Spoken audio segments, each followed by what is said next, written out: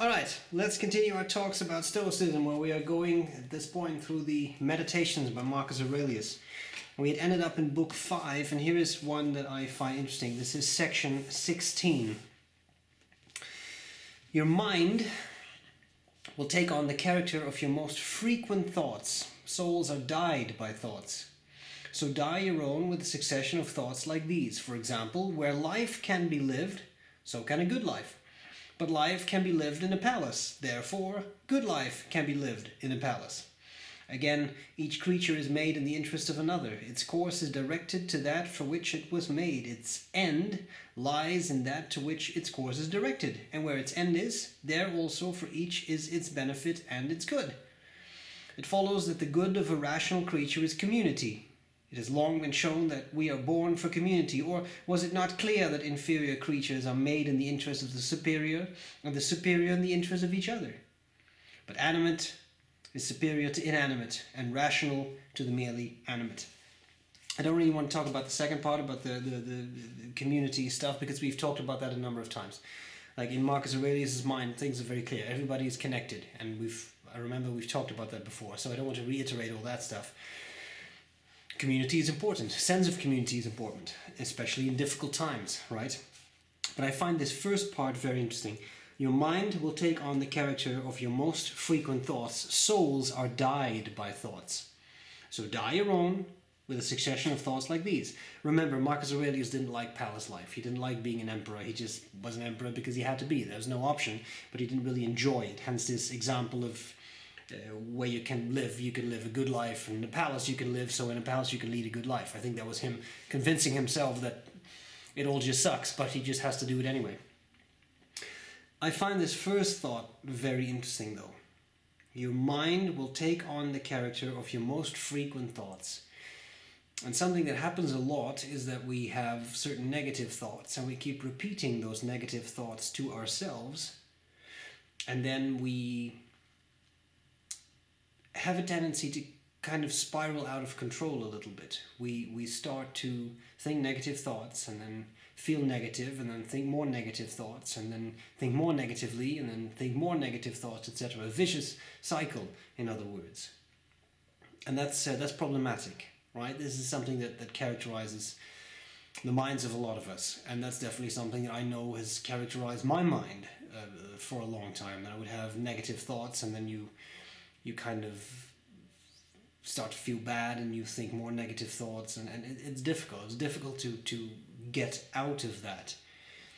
But I like his analogy of dye, right? You are coloring your soul, you are coloring your mind by continuously thinking certain things. And if you keep thinking negative things, your mind will be dyed negatively, you will feel bad, and as a result you will suffer. This is not a life of eudaimonia, the rich and fulfilling life that Stoics seek. So then what do? Well, you can try to color your mind with more positive thoughts. And often that is a matter of sitting down and thinking about the thought you are having. Is this what a Stoic would call a rational thought? In other words, is this a thought that will help me to get to a point where I want to be mentally and emotionally and psychologically? And if it is, well, then that's a good thought. But if it is not, then that means that thought can make you suffer, and that's a bad thing. We don't want to suffer, right? So I think that's a very interesting way to look at things, right? We have that ability at any point to step back, in modern day psychological terms, to cognitively distance ourselves and to say, wait, I'm feeling bad, but what is it that I'm thinking? Are these thoughts that will color my mind in such a way that I will suffer, that I will feel bad? Am I dragging myself down? Or are these thoughts that will color my soul in a nicer color so that I can feel good? And that's a choice you have to make. Now, I'm not talking about cases of severe depression. I mean, it would be this easy to get out of a severe depression, then nobody would be depressed. So that's not what I'm talking about. I'm talking about everyday life in people who are not suffering from depression or anything, right? But who have these kinds of thoughts. Thoughts that influence us negatively. Well, that, I think, is a powerful way to consider how we process such thoughts. Our mind gets dyed. And it's very interesting what he says. Your mind will take on the character of your most frequent thoughts.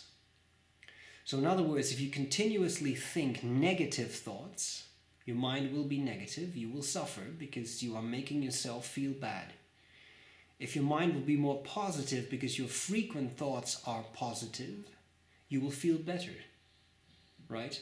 How can you feel terrible if you try to have thoughts that are as positive as your thoughts can be all day, right? An important distinction. So I think that is a good way to look at our mind,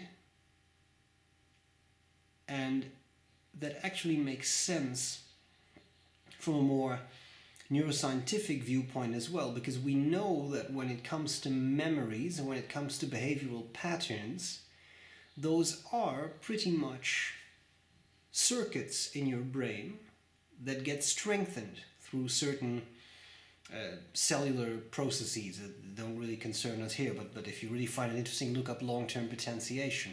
So you actually strengthen certain circuits in your brain, and you have a choice. If you choose to strengthen good circuits in your brain, then you will feel good. But if you choose to strengthen circuits by continuously ruminating, thinking negative thoughts, and you are strengthening negative circuits in your brain, and as a result, you suffer. You feel bad.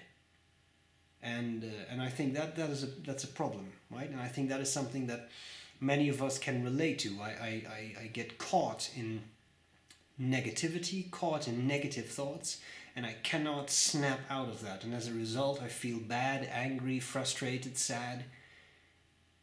But you have to then be able to step back and reset that circuit and replace it with other circuits, more positive circuits. And you do that through frequency. The more positive things you try to think, the easier it becomes to think in that way. And the more you rewire your brain to think in that way. And then, in the long run, you'll feel better. You will. I know because I do, so I can tell you. It's very easy for me to get caught up in negative patterns of thought, but then I make my own mood suffer. And you have to snap out of that, which you can. Because this touches on section 19, one of the most quoted sections from Marcus Aurelius. Things of themselves cannot touch the soul at all. They have no entry to the soul and cannot turn or move it. The soul alone turns and moves itself, making all externals presented to it cohere with the judgments it thinks worthy of itself. In other words, it's not the thing that upsets you. It's your thoughts about that thing. And we've talked about that many times. It is not your circumstances. It is the way you think about those circumstances. And especially in these times, which are pretty trying and very extraordinary, that's an important thing to keep in mind.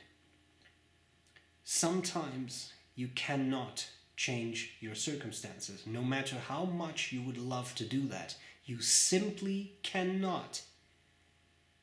But you can choose how to respond to those circumstances.